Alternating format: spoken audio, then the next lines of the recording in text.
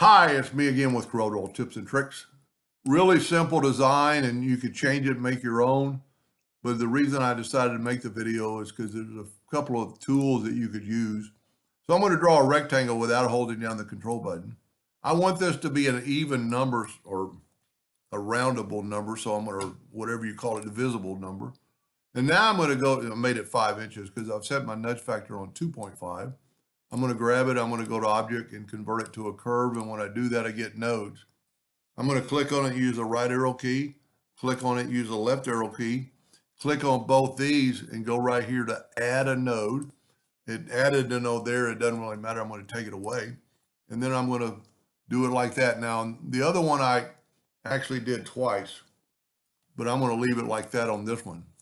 So we can make it a little bit smaller. And I am going to Control D and make a duplicate, double click on the rotation to get the rotation bullseye. And I'm going to just rotate it manually to about where I think it would be nice. It's got to be divisible, so I'm going to rotate it 10 degrees.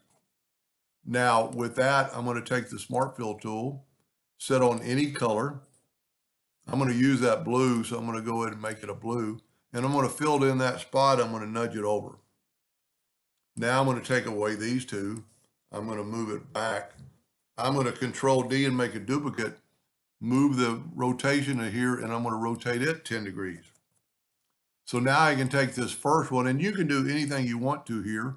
I'm going to use the interactive fill tool, and I'm going to go darker into it. So I'm going to put a dark there. Now I'm going to, Now I'm going to grab the other one, and I'm going to put it dark into that side.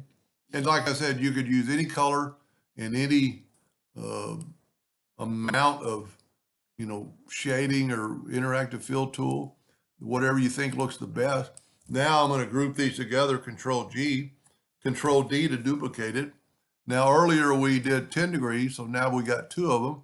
So we're going to rotate 20 degrees and then Control D all the way around. And it looks like a folded paper. Actually, maybe I like it. Maybe I like the other one a little bit better, but all I did was move the node up twice. I thought maybe it was too much at first, but if we go to a black screen, put it to the back of the page, it really kind of makes the black of the interior kind of stand out.